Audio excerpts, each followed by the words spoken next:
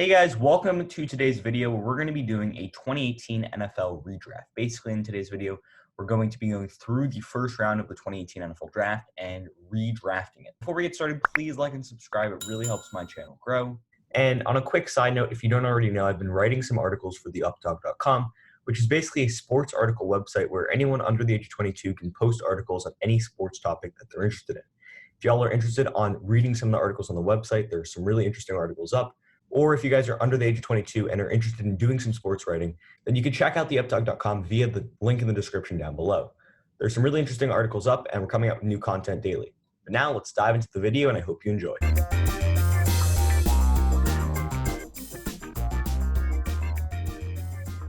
So as I've already said, today's video we're going to be doing a 2018 NFL redraft where we're going to be going through the first round, analyzing some busts, some steals, and we're going to be redrafting each pick. Also, before we dive in for a second, I'm going to just say that there are the trades that happen in the real NFL draft are also going to be here in the redraft. So basically, just look out for that. So let's dive right in with the first overall pick. In 2018, the first overall pick belonged to the Cleveland Browns, and they decided to go out and get Baker Mayfield. Was it a bad pick? No. But was it a great pick? No. So in the redraft, I think it's not a shock for me to go out and say that they're going to go and get Lamar Jackson. Lamar Jackson is arguably a top 3 NFL quarterback, and his ability as a passer and as a runner makes him one of the NFL's best quarterbacks.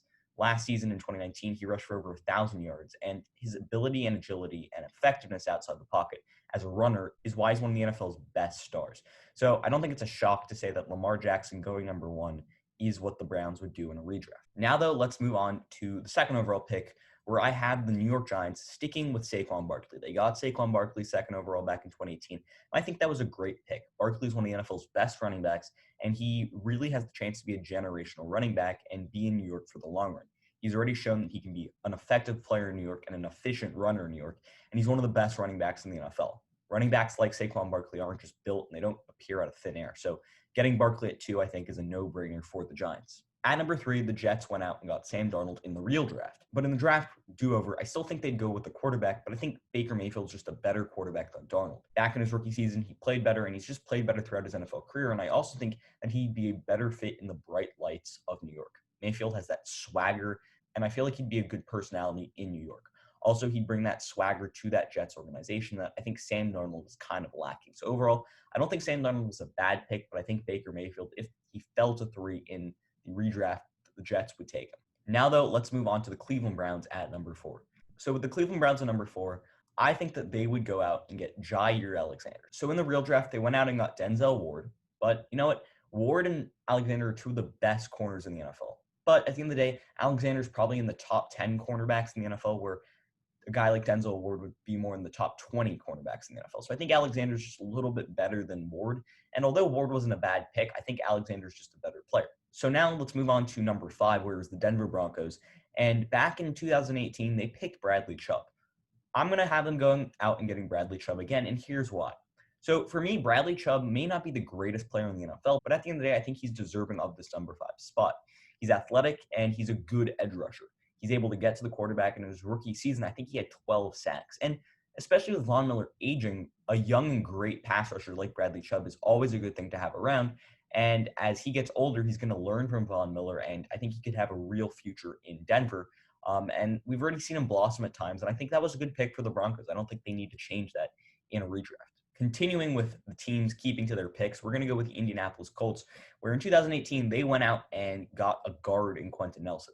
Ever since then, the Indianapolis Colts offensive line has been a real focal point of that team, and Nelson is arguably one of the best offensive linemen in the NFL, if not the best guard in the NFL. He's one of the best young offensive linemen in the NFL, and he's an absolute power offensive guard who's able to maul through anybody, great in pass protection, great as a run blocker, the all-around package. Who doesn't want that? And at the end of the day, the Colts would even be lucky to have him at 6 in an NFL redraft. As guards as good as Quentin Nelson, you can't just pick them up easily and out of nowhere. So Quentin Nelson at 6, I still think would be a steal for the Colts in this redraft. Now, though, let's move on to number 7, where I have the Buffalo Bills going out and still taking Josh Allen for 2 reasons. One, he's already shown that he can be good in Buffalo. He's shown that he's effective as a passer and as a runner. He's a good dual threat quarterback. Although he's not as good as a guy like Lamar Jackson, he still has a huge arm, super athletic, super mobile, and he really fits that way that Buffalo has played. Secondly, he's already grown into a great leader in Buffalo, and I think that Buffalo was lucky to get him at 7. Athletic guy, good player, and a great runner. And he's really that modern prototypical quarterback who's able to throw the football for a lot of yards with a big arm and who's able to be mobile and get out of the pocket and pick up yards on the run. So I think Josh Allen at number 7 is still a really good pick. At number 8, we're going to switch some things up. So the Bears back in 2018 drafted Roquan Smith, which I still think is a good pick.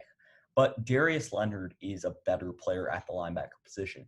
Leonard's already been a first-team All-Pro member and a Pro Bowler, and although Roquan Smith does have some promise, he isn't quite there yet. So at the end of the day, Darius Leonard, great player, really, really good linebacker, but he doesn't really compare to Roquan Smith. He's just tiers above Roquan Smith, and I think in a redraft, Darius Leonard would be simply a better pick. At number 9, we're going to go to the San Francisco 49ers, where the original pick was Mike McGlinchey. Not a bad pick, not bad at all. Solid right tackle for the 49ers, but Orlando Brown has blossomed into a better right tackle for the Baltimore Ravens. Therefore, in a draft redo, I think the 49ers would take Orlando Brown. Both are right tackles, and Brown so far has had a better career and has more career accolades than a guy like McGlinchey. Both are solid right tackles, and by no means did the 49ers mess up this pick. But at the end of the day, I think if they had to redo the draft, they'd take Orlando Brown. At number 10 is the Arizona Cardinals. So back in 2018, the Arizona Cardinals went out and got Josh Rosen, which was one of the biggest draft busts in this draft. Rosen ended up being a one-and-done player in Arizona, got shipped off to Miami, and played very few games in Miami in 2019, where Ryan Fitzpatrick really just outmuscled him for that starting job, and Rosen really hasn't been a great quarterback in his career. So in this scenario, Sam Darnold would still be available, and at the end of the day, Darnold at times in New York has shown that he can be a good quarterback. He's a polished quarterback, good leader, good guy, and I think he'd fit how Arizona wants to run. And it would give that Arizona team a franchise quarterback. Yes, I guess they wouldn't take Kyler Murray back and then in 2019, but at the end of the day, I think Sam Darnold slipping to number 10 is a home run pick for the Cardinals. If they had to redo the draft, they definitely take Darnold over Rosen. And if Darnold was available at number 10, they would have definitely taken him over Rosen. Now, though, let's move on to number 11, where the Miami Dolphins originally had Minkah Fitzpatrick. Super solid pick. That was a terrific draft pick. But for their new pick, I think they'd go out and get Derwin James. Great player. Both are great safeties. Both are two of the best young safeties in the NFL. But I think the Dolphins would go get Derwin James because obviously they had a falling out with Minkah Fitzpatrick. And if they drafted Minkah Fitzpatrick again, that would probably happen again. So they got Derwin James. He kind of fits a little bit more of what they wanted at the safety position. And it would still give the Dolphins a really premier and elite safety in today's game. Nonetheless, Minkah Fitzpatrick was still a great pick at the time, but due to that falling out, I think the Dolphins going out and getting Derwin James would just make more sense. At number 12, though, is the Tampa Bay Buccaneers. So their original pick was Vita Vea, and their new pick, I think, would be Vita Vea too. I thought about Daron Payne a little bit for a second, but I think Vita Vea is a guy who's able to get to the quarterback at a higher rate than a guy like Daron Payne. Payne is much more of a run stuffer, where Vea is able to rack up a few sacks. So at the end of the day, I think Vea is a better sack guy, and especially in today's NFL where pressuring the quarterback is essential, Vea is exactly what you need at the NFL level for the Bucs. Now let's move on to number 13, where it's going to be Washington. So their original pick was Daron Payne, and that was a great pick. But they have so much depth on that defensive line that I think they could have upgraded another position like the wide receiver position, where I have them taking DJ Moore. Washington hasn't had an 1,000-yard receiver since 2016 when they had Pierre Garçon and Deshaun Jackson. But if they went out and got DJ Moore, he was an 1,000-yard receiver last year in 2019, and in his rookie year, I think he put up 700 or so yards. So DJ Moore, super solid receiver. He's definitely a top 15, top 20 NFL receiver, just because of his ability as a pass catcher and his ability to really rack up catches and make plays in open space. Moore is one of the better wide receivers. He's one of those wide receivers trending upwards, and I think he'd be a great fit for Washington's aerial attack. So now let's move on to number 14, where it's the New Orleans Saints. This is a really interesting pick here. I remember when the Saints actually traded up for this pick, and everyone thought it was for the quarterback and Lamar Jackson. Turns out it wasn't for Lamar Jackson, but imagine if it had been. Drew Brees and then Lamar Jackson after him. That Saints dynasty would have been insane. But that didn't happen. That's all theoretical. In the end of the day, they went out and got Marcus Davenport, which wasn't a great pick. He's only had 10.5 sacks in his career before the 2020 NFL season started, and he's not an elite guy that they thought they were bringing in. But a guy that they definitely would have liked would be Calvin Ridley, right?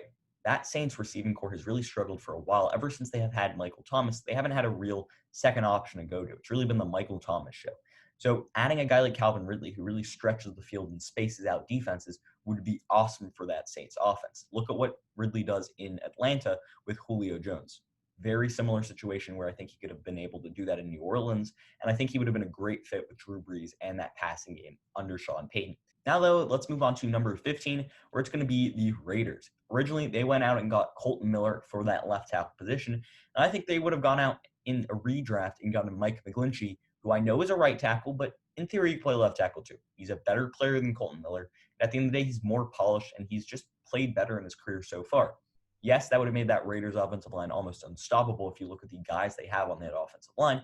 But at the end of the day, I think Mike McGlinchey would have just been a better pick for the Raiders. Now, though, let's move on to number 16. And at this spot, the Bills went out and got Tremaine Edmunds in the draft. That was a great pick, and Tremaine Edmunds is one of the leaders of that Bills defense. But I think Roquan Smith would have actually been a better player.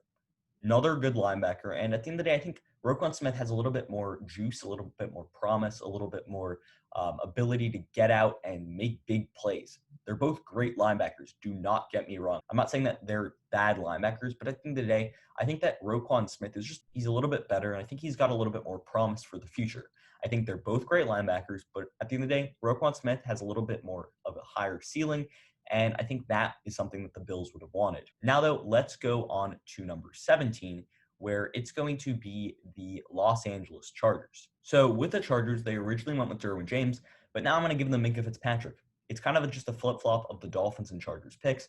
Both are good safeties, and I think they just flip-flop in this scenario. Fitzpatrick is a good ball-hawking guy. He can play a little bit in the box, and I think Derwin James and Fitzpatrick, you couldn't go wrong with either of them, and I think even in a redraft, the Chargers would be very, very happy to go out and get a guy like Fitzpatrick. Now, though, let's move on to number 18, where it's going to be another flip-flop. The original pick here was Jair Alexander, and the new pick would be Denzel Ward. Still sticking with the cornerback position, still would have been a position of need for the Packers, but instead they get Denzel Ward instead of getting Jair Alexander. Alexander would have gone 4th overall to the Cleveland Browns in my redraft, and that means that Denzel Ward would fall all the way down to 18 to the Green Bay Packers. Yes, I guess Denzel Ward probably could have gone higher to a few other teams that probably would have needed a corner, but I think at 18, he's a good fit with the Packers. Now, though, let's move on to number 19, where it's Leighton Vander Esch of the Dallas Cowboys. Honestly, Leighton Vander Esch probably could have gone higher, maybe to the Bills over Roquan Smith, but I think Roquan Smith's athleticism and upside is a little bit higher than a guy like Leighton Vander Esch. Nonetheless, Vander Esch is one of the better linebackers in today's NFL, and he's already proved that with the Cowboys. Therefore, at 19, I don't think the Cowboys would really change their draft strategy, and I think they'd still target a guy like Vander Esch, who's really shown that he could be really, really solid at the NFL level. Vander Esch is one of the better linebackers in today's game, as I've already said, and I still think he'd be a home run pick at 19 for the Cowboys. Now, though, let's move on to number 20, where it's another redraft. They got Frank Ragnow in the real draft. They get Frank Ragnow in the redraft. Ragnow's one of the better centers in the NFL, one of the better young centers in the NFL, and he's a good run blocker, good pass protector, one of those solid players on the Lions' offensive line. And at the end of the day, you don't really find elite offensive linemen all the time. And although Ragnow might not be elite, he's still really, really solid, really, really good football player. And I don't think you could go wrong with getting Frank Ragnow at number 20 for the Detroit Lions. At number 21 was the Cincinnati Bengals. And their original pick was Billy Price at the center position. Didn't really work out that well. But I think their new pick actually could have been Mark Andrews. And here's why Mark Andrews would have made a great pick.